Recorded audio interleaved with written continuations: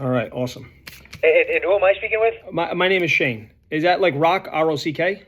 Correct. Wow, that's pretty badass, Rob. All right, what is your role at the Secretary of State's office? I'm the Deputy Secretary of State. Oh, perfect. Probably just the guy I need. And I was, before that, I was the Elections Director for 8 years. Excellent, excellent. So you should hopefully be able to answer my question. Okay. Mail-in ballots. When someone applies for a mail-in ballot, what does that process look like, and how is that supposed to be handled? So you apply with your local city or town, and there's two ways you can do it. You can fill out a paper application, Okay. or you can apply, and this is only the second election where you're going to be able to do this. You can apply online through our website, and if you do that, then the application gets sent to the city and town wherever the person lives, into the voter registration system where the city or town will process the record. So let's do the paper applications first. So if you apply for a mail ballot via paper and you drop it off at your local board of canvassers, the city or town will take that application. They will first determine whether or not you're an eligible voter. Okay. The way they do that is they look into the voter registration system to make sure that you're registered to vote, you're registered in time, all that stuff. And then they will match the signature that is on the mail ballot application to the signature that's on file for you or for the person in the voter registration system. Okay. And if that signature matches, then they authorize the mail ballot. So that's the city and town's end. Now, if you apply via online, there's obviously no signature match. So the way that we verify the person is that you have to provide your driver's license number or your state ID number in order to apply online. Okay. And so that gets sent, if you do that, as soon as you hit the submit button, the city or town the next day will log into the voter registration system, and they'll see that they've got X number of online mail ballot applications to process, and they process it the same exact way they would process a paper application, except they're using the driver's license number as the verification, the verifier, as opposed to the signature. Okay, that makes sense. So now, once they verify that it's accurate and that you're eligible, what's the next step? So the next step would be once we are ready to send the list of mail ballot applicants to our mail ballot vendor. We use what I consider to be the best mail ballot vendor in the country, K&H. They're out in Everett, Washington. So what we do is we now take over the Secretary of State's office, and we take the file of all of the people who have applied for a mail ballot. So let's talk about the primary right now. So on or about August, I want to say in a couple weeks, so maybe like August 6th or 7th, we're going to take all of the people who applied for a mail ballot up until that point, and we send that information to our mail ballot vendor. And again, this is all they do for a job is mail ballots. So they take my guess is there'll be 15, 20,000 mail ballots, whatever. They will collate all of them, make sure the ballot's correct, the instructions and all that other stuff, and they'll mail the ballot to the individual, and they'll probably be received by voters around August 14th for the primary. Okay. Now, how do you obtain the information? How does that information get to the Secretary of State? So the Board of Canvassers, they're processing all of these mail ballot applications into the voter registration system, which we oversee. So as soon as a city or town processes a record, yep, we then see it in the voter registration system. And then the way that we want to make sure that this is as transparent and as public as possible, every single night we will send a mail ballot file to anybody who requests it. And so as you can imagine, in an election year, we have, by the time we get to November, there'll be a couple hundred people that get this list every night. It's an email from our elections director. Yep. She sends that email out every night, sometime between 5 and 7. That's Kathy Placencia. Correct. Yep. I'm actually on that list. Oh, go ahead. I'm on the list. I get it. I get the good. mail. Yep. Email. So that as soon as a mail ballot gets entered into the voter registration system, then you'll see it that night. How does that get entered by the Board of Canvassers? Yes. So as soon as they enter in the application, so if we go back, whether someone applies via paper or online, as soon as the city or town validates that information and hits submit, Yeah. they then will show up on that list. So they're entering that into our voter registration system, which the entire state uses for elections. So Now, as soon as is there a law? Is there a law requiring the Board of Canvassers to do that in a certain amount of time, or how does that work? Yeah, so the law is they have to, or they're supposed to do it but within 7 days of receiving the application, or by the 18th day before the election or primary, whichever comes first. So what you're telling me is a Board of Canvassers could hold it. What do you mean by hold it? They could hold the application. You mean not process it? Yeah. I mean, you're asking, is that like physically? I mean, of course, if they, I mean, they're in charge of the application. Is that a common practice for a Board of Canvassers to not process them to you right away?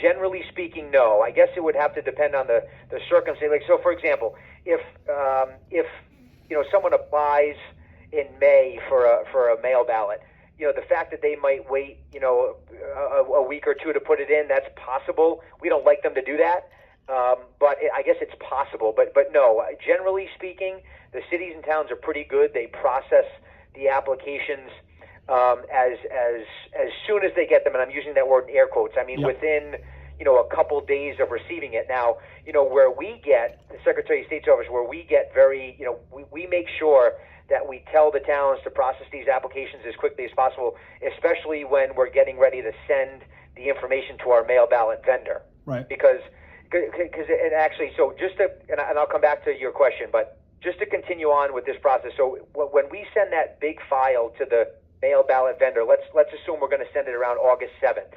Because the mail ballot deadline is not until August 19th for this primary, every day after the 7th, we then send our mail ballot vendor another file for anybody that applied that day. So we send that first initial major batch on or around August 7th, and then they'll start processing and mail it out. And then every day after that, until the deadline comes and goes, we will send a file to our mail ballot vendor, and they'll send out a subsequent group of mail ballots each day after that.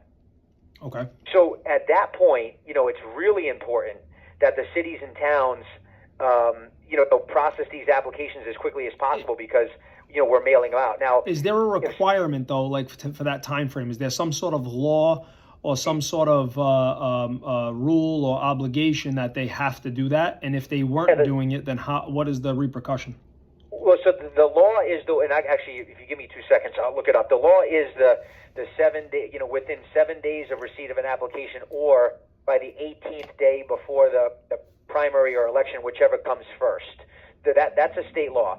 So the repercussion would be, if we, let me see, hold on. Let me ask you a question. So it's within 7 days or 18 days before the primary, but the problem with 18 days before the primary is your mail-in ballot time frame closes more than that. So it's whichever comes first. So let's play this out. So if someone applies for a mail ballot today, Yeah. the city or town is supposed to enter it in by, I don't know, what's a week from today? The 27th. So today's the 20th. If they get an application today, by law, and it's 17-2010, Section C, they have to process that application either within 7 days or by the 18th day before the primary, whichever comes first. So since the 18th day before the primary is August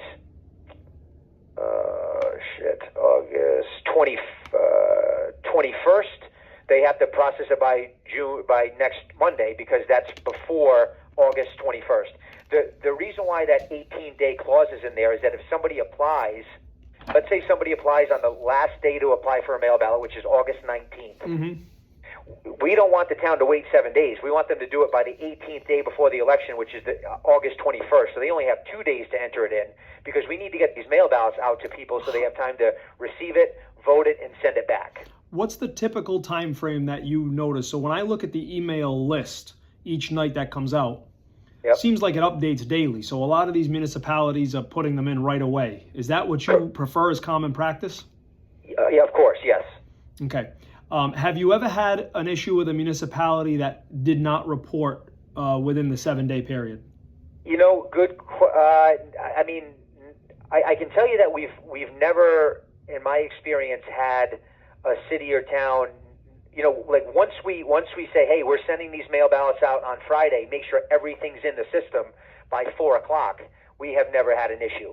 I don't recall having an issue where a town doesn't put them in, but I don't. I mean, I just don't recall it ever being a major issue. No. So, I don't want to. I mean, if you're going to tell me that, in a previous election you were getting emails and you saw something, I mean, I don't want to.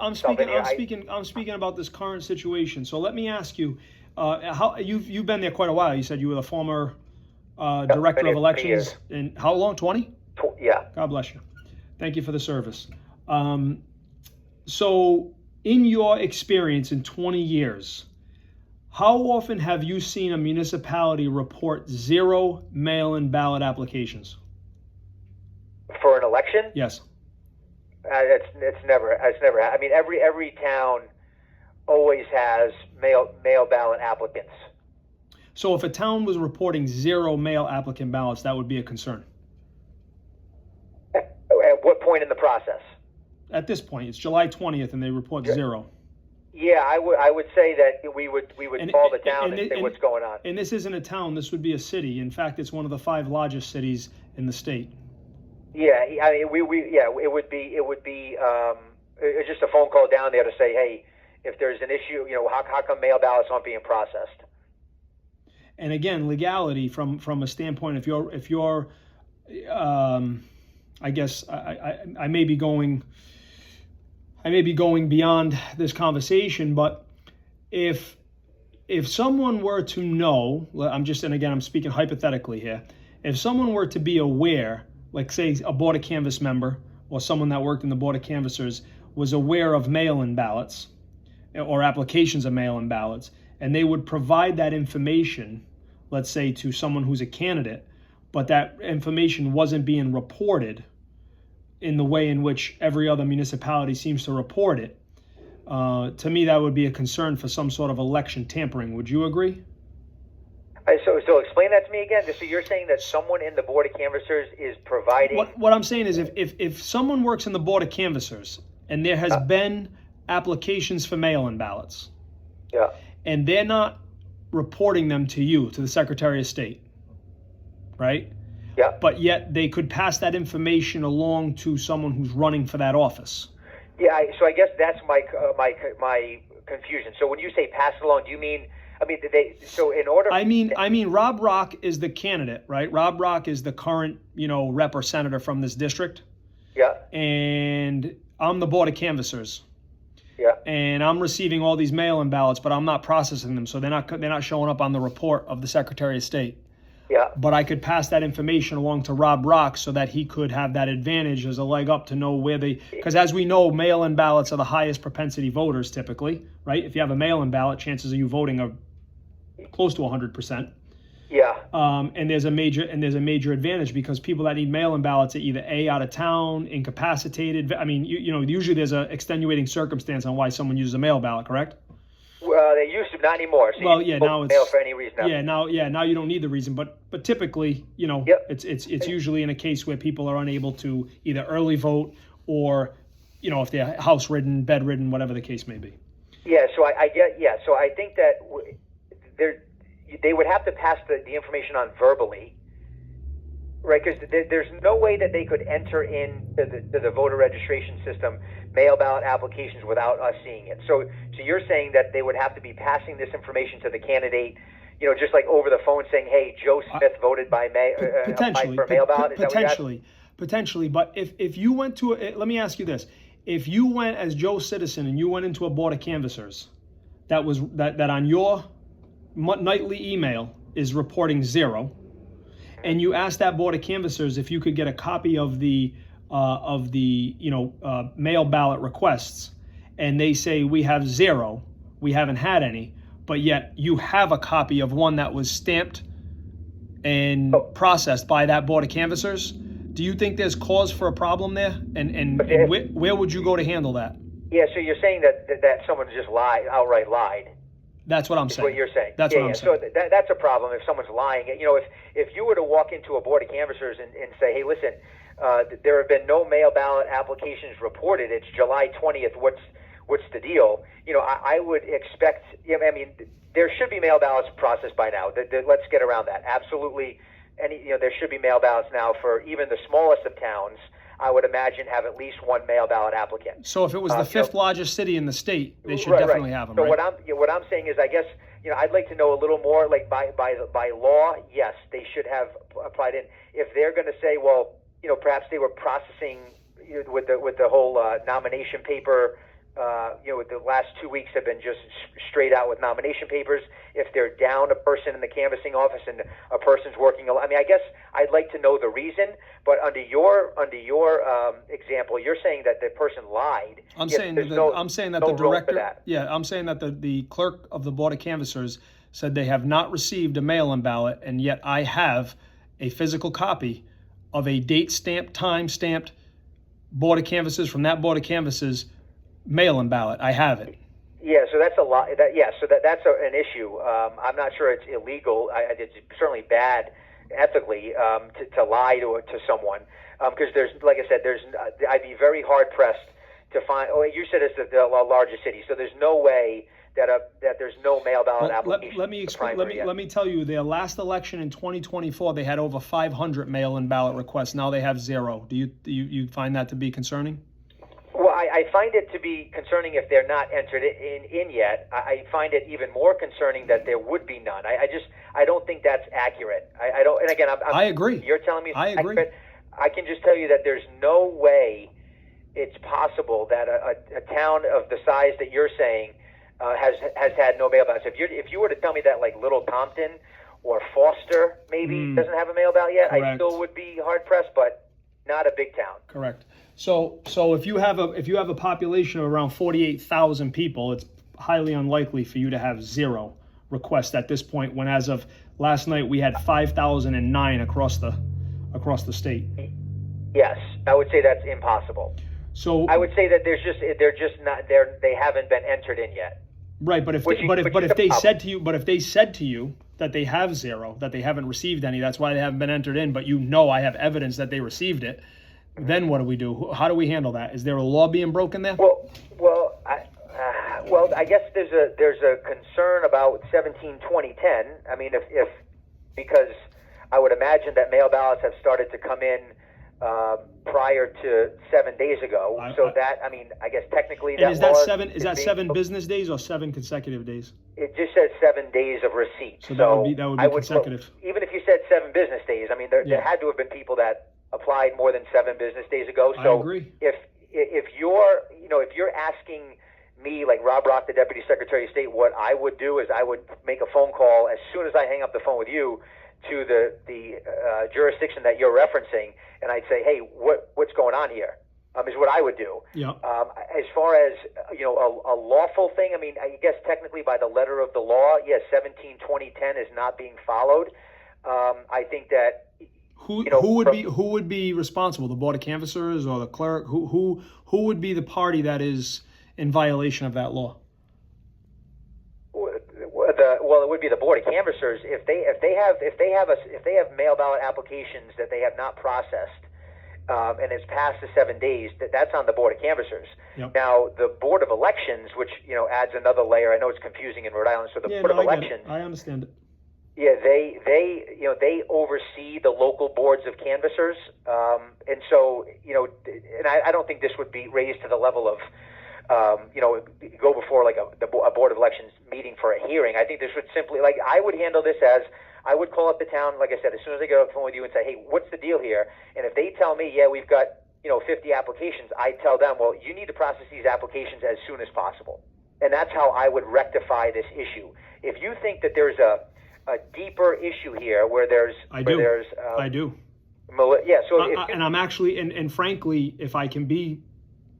I have concerns not only at the local Board of Canvassers, but I have concerns about your office in a way because, and again, I'm not saying that in any other way, but I would think that on a daily basis, the directors of elections and the Secretary of States would be watching this as it goes.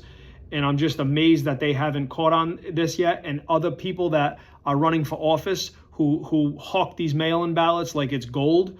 It concerns me that no one else has brought this up, because I feel that they haven't, because maybe there's a reason that they haven't. And I don't want to be accusatory to anybody, but I have a very, very difficult time understanding that we could be this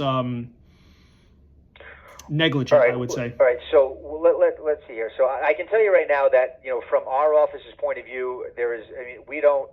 What is the process? It gets uploaded, and your process it's kind of like a system, like no one's really looking at it. You just kind of send it out as it goes. No one reviews it, or do they actually review it? Well, no, we review it carefully once we're ready to send the application to the. But prior to that, like in July 20th, is anybody looking at this, like just to see what's going on, to see the numbers, or does anybody track the numbers, look at the numbers, look for changes in concerning issues?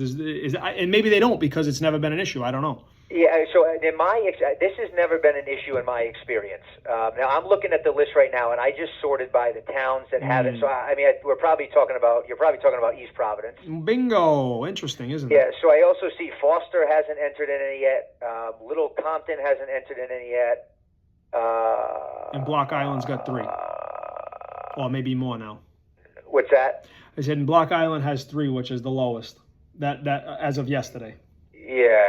Yeah. So it looks like Foster and Little Compton are not shocking, because they're heavily, conservative areas, and they don't do a lot of mail and stuff, and the population is just so small. Yeah, but I would be surprised if they have 0. I agree, but the one that really jumps out at me as most concerning is East Providence, especially when they told me they don't have any, and I have physical copy of one.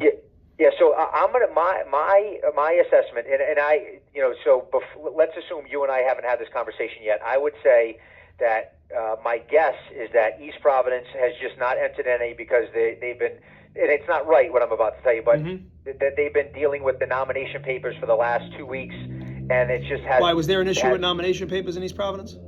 What's that? I said, why was there an issue with nomination papers in East Providence? That was a facetious statement. Okay. I was just joking. I know there's an but issue. But I'm saying, because East Providence is one of the bigger cities, they had a ton of, the statewide papers coming through. And again, I'm not making excuses for them. I guess in my experience, I would be shocked if it was malicious. That's my experience. Now, I'm not telling you that, you weren't lied to, and if that's the case, that's a problem to me. But in my experience, I would have just assumed that they just haven't entered them in yet. Again, not right, and now I'm going to call them. Because you know me, I don't like to assume, because you know what happens when we assume. That's right. But I guess in my experience, my 20 years, I haven't ever seen a situation where cities and towns have purposely, maliciously held back mail ballot applications. Am I saying that it's not happening here? I'm not, because I don't, like you said, I'm not assuming anything. But in my experience, I've never seen a town hold off on putting in mail ballots for malicious reasons. I've seen it for low staff, busy doing other stuff. Again, not good excuses, but not malicious. So, and this is my point. I don't think there is a good excuse, right? Because you just informed me that there's a law, right? So if someone went into East Providence and found that they've held these for more than 7 days, the law's the law, regardless of why. Regardless of why I ran the stop sign, I ran the stop sign. Whether it's a civil infraction or criminal, I don't know what this. I'm assuming this 1720-10C. Is that a civil matter? Is that a criminal matter? I don't know. Yeah, it's not. My guess, if this were to be turned over to law enforcement, my guess is that law enforcement would say, "Hey, East Providence, you gotta follow this law. Let's go." I don't think they're gonna arrest anybody. Just a guess. I don't know. I guess you'd have to check with law enforcement, but this is something that the reason why this law is in place is so that people who apply for a mail ballot can get their ballot in due time. Right. Now, because we haven't sent mail ballots out, a mail ballot applicant from East Providence is not the voter is not suffering any harm at this point. I agree. But the candidate who might have access to that information when one doesn't does have an advantage. Would you agree on that? Agreed. Yes. And so number one, the East Providence Board of Canvassers should be processing applications. They should not be providing, information to some and not others, and they certainly shouldn't be lying. So what's within my power here is, a phone call to East Providence right after this, to say, hey, listen, there's no way, in my estimation, there's no way that mail ballots haven't been sent in yet, and so you got to process these applications because in a couple weeks we're going to be sending these out, and we need to make sure that we're up to speed. And then law enforcement wise, our role wouldn't be law enforcement. I think the Board of Elections, they could perhaps, I'm not sure how they handle their, how they oversee the boards of canvassers with, I don't want to use punishment, but just like how they would handle, if it would be more than just a phone call. And then if you were to take it to the law enforcement, I'll be honest, I'm not sure how they would act or how, what they would do in this case. I'm sure when I take it to the public, that's not going to go over well. Yeah, I could imagine not. And my concern now, Rob, you've been there 20 years. Where's your hometown, if you don't mind me asking? East Providence. You're an EP guy. I am, but I went to LaSalle, so I'm not a townie. All right. Well, the townies don't like you then, right? No, they don't. I guess my question to you is: so you're from East Providence, Greg's from East Providence, and East Providence has this issue. Now, I'm a North Providence guy. And I think if I was Secretary of State, I would be paying attention to certainly all 39 cities and towns, but I'd probably have on my radar my hometown, especially when there's major elections, governor's race, all the major state races. And that was where I really saw the glaring concern, because I'm saying, how could someone in that office, how am I the one to pick this up and no one else has brought this forward? That just seems very, very odd. So I hope you can understand my concern and my cause for questioning, because it's very interesting that the fifth largest city in the state, who's the Secretary of State comes from that city, and there's a particular race that's interesting. Because see, it's funny that there are only 2 districts in the state that are reporting 0 mail-in ballots. So East Providence as a whole reports 0. But there's a Senate and a House district that it encompassed only in East Providence. And those 2 are interesting in the fact that the Secretary of State formerly sat in one on the House side, and the Senate president sits in the other. And I can only imagine that the Senate president's campaign would really want that information, because it's very important as you run a campaign, as you know. And so I find it difficult to think that the Senate president is sitting back saying, it's okay, we don't have any reported. I have a hard time swallowing that pill. I've worked on campaigns for about 25 years, and I've never seen a campaign that runs at a high level not paying attention to this sort of information. So the only way I can see them being quiet about it is if they had the information. Does that make sense, or do you think I'm just pie in the sky? No. I think you're. I can see where you're coming from. I can tell you that at least from our office's point of view, there is absolutely no. There's no way that we would do anything like what you're saying. From our office's point of view, we would never ask anybody to hold back on mail ballots. We would never. As a matter of fact, like I said, you can rest assured that the next phone call after this is going to be the East Providence Board of Canvassers. Because that's what my job is to say, hey, this has been brought to our attention. This needs to be fixed. I can tell you though, from my boss's point of view, and I work for the secretary now, and I've worked for previous secretaries. There is no collusion, no anything below board when it comes to this situation. I know at least the Senate president doesn't have a primary, so I'm not sure that. These mail ballots for the August primary, for the September primary, aren't going to affect, that race, because that's a November race. But I see where you're coming from. I can just assure you from our office's point of view that we're not doing anything below board here. This is something that you brought it to our attention. We appreciate it, and now it'll be brought to East Providence's attention, and I assume, and I shouldn't assume, it will be rectified. They will start entering in applications. Yeah. Well, that'd be great. I hope so. But in the meantime, I do appreciate this phone call and your insight. And I will let you know. You could probably prepare, because this is something that I have already reported and released, and you're going to see something if you haven't seen any information on it yet, because I haven't really put it out, but it will be out this afternoon. And so I guess it'll allow you to prepare for, I'm assuming someone's going to want to talk to the Secretary of State's office at some point when this goes out. So again, I appreciate it. You've been very, very helpful, and I'm going to take you at your word as far as you're operating above board. I'm sure you can, I hope you can understand why the concern would be that there isn't, obviously, with so many different election things specifically in that community that seem to be a problem. I hope you can understand where we're coming from with our concerns. Yeah, I can see how it looks, but again, I just want to reiterate that is not from our office's point of view anyway. That is absolutely not the case. I think what they refer to a situation like this as inconvenient facts a lot of times, inconvenient facts. So, okay, well, I'm glad it's on your radar, and I'm sure you're going to be able to take it up with that local board of canvassers, and hopefully we can get it rectified so we can make sure that the integrity of our elections are intact. Understood. Well, Rob Rock, thank you very much, and you got a great name. I appreciate it. Thanks. All right, pal. Bye-bye.